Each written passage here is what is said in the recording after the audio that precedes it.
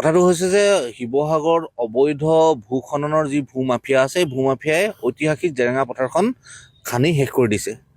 আৰু তেওঁলোকে এনেকুৱা এটা স্থাৱক বাহিনী তাত ৰখাই থৈছে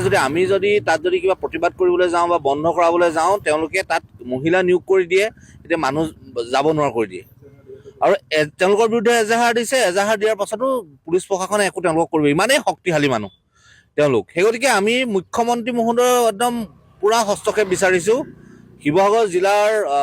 আমাৰ সন্মানীয় সমষ্টিৰ বিধায়ক অখিল গগৈ হস্তক্ষেপ বিচাৰিছোঁ লগতে পবিত্ৰ মাৰ্ঘেৰিটাৰ হস্তক্ষেপ বিচাৰিছোঁ অতি শীঘ্ৰে যিসকল ভূ মাফিয়াই ঐতিহাসিক জেৰেঙা পথাৰখন খান্দি শেষ কৰি দিছে যিখন জেৰেঙা পথাৰ আছে ত্যাগৰ ক্ষেত্ৰ জয়মতীৰ স্মৃতি বিজড়িত ক্ষেত্ৰ সেই জয়মতীৰ স্মৃতি বিজড়িত ক্ষেত্ৰখন সংৰক্ষণৰ কাৰণে সংবৰ্ধনৰ কাৰণে আচলতে চৰকাৰে ব্যৱস্থা গ্ৰহণ কৰিম বুলি কৈছে চৰকাৰে তাত মুখ্যমন্ত্ৰী হিমন্ত বিশ্ব শৰ্মাই নিজে কৈছে যেতিয়া বিত্তমন্ত্ৰী হৈছে তাত জয়া কলাক্ষেত্ৰ নিৰ্মাণ কৰাৰ কথা কৈছিলে সেই কলাক্ষেত্ৰখনতে আজিৰ তাৰিখত অবৈধ ভূ মাফিয়াই খান্দি শেষ কৰি দিছে গতিকে আমাৰ স্পষ্ট কথা আহোমেনাৰ স্পষ্ট কথা অতি শীঘ্ৰে এই ভূ মাফিয়াসকলক কৰায়ত্ব কৰিব লাগে যিকেইজন ভূ মাফিয়াই আচলতে বন বিষয়াক ধৰি ৰখাৰ নামত এটা ব্যৱস্থা গ্ৰহণ কৰিছে তেওঁলোকৰ বিৰুদ্ধে বন বিভাগৰ কাৰ্যালয়ৰ পৰা আচলতে এজাহাৰ দিছে তেওঁলোকক আজি প্ৰতি একো কৰা নাই গতিকে আমি কৈছোঁ যে তেওঁলোকক অতি শীঘ্ৰে কৰায়ত্ব কৰি জেল হাজতলৈ প্ৰেৰণ কৰিব লাগে আৰু সমান্তৰালভাৱে যিকেইজন বন বিষয়াই আচলতে তেওঁলোকৰ লগত গোপনে মিতিৰালি কৰি এই গোটেই নেক্সাছটো চলাই আছে তেওঁলোকৰ ওপৰতো এটা উচিত তদন্ত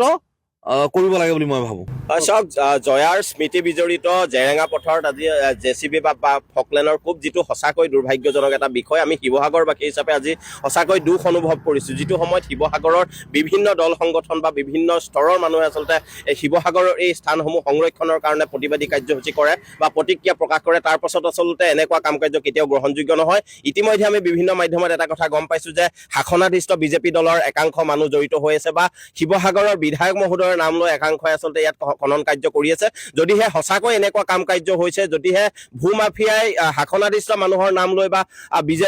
বিজেপিৰ একাংশ পালি নেতাই যদি এনেকুৱা কাম কাজ কৰিছে বা অখিল গগৈ নাম লৈ যদি একাংশ ৰাইজৰ দলৰ মানুহে যদি এনেকুৱা কাম কাজ কৰিছে এই ক্ষেত্ৰত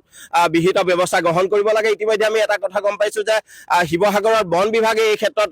এজাহাৰ দাখিল কৰিছে তাৰ পাছতো এজাহাৰ দিয়াৰ পাছতো আচলতে শিৱসাগৰ জিলা প্ৰশাসন বা চৰকাৰে এই ক্ষেত্ৰত বিহিত ব্যৱস্থা গ্ৰহণ কৰা নাই আৰু ইয়াৰ লগে লগে আৰু এটা কথা আমি জনাব বিচাৰিছোঁ যে কেৱল জেৰেঙা পথাৰ বুলি নহয় শিৱসাগৰৰ বিভিন্ন স্থানত ইতিমধ্যে আচলতে দিশৰ কাষে কাষে বিভিন্ন স্থানত অবৈধভাৱে আচলতে ভূ মাফিয়াসকলে এই খনন কাৰ্য কৰি আছে এই ক্ষেত্ৰতো চৰকাৰে ব্যৱস্থা গ্ৰহণ কৰিব লাগে অনতিপলমে এই যিসকলৰ ওপৰত এজাহাৰ দিছে তেওঁলোকৰ ওপৰত আচলতে চৰকাৰে যদি ব্যৱস্থা গ্ৰহণ নকৰে স্থানীয় প্ৰশাসনে যদি ব্যৱস্থা গ্ৰহণ নকৰে আমি জাতীয় সংগ্ৰামী সেনাই নিজাববীয়া ব্যৱস্থা গ্ৰহণ কৰিম যিকোনো পৰিৱেশ পৰিস্থিতিৰ মোকাবিলা কৰি শিৱসাগৰৰ আচলতে ঐতিহ্য বহনকাৰী এই জেৰেঙা পথাৰখন ৰক্ষা কৰিবৰ কাৰণে আমি বদ্ধপৰিকৰ হৈ থাকিম তাত লাগিলে আচলতে যিকোনো পৰিৱেশ পৰিস্থিতিৰ সূচনা হ'ব পাৰে তাত আমি কোনো কাৰণতে জগৰীয়া নহয় এই কথা পুনৰবাৰ আপোনালোকৰ জৰিয়তে আমি স্পষ্ট কৰি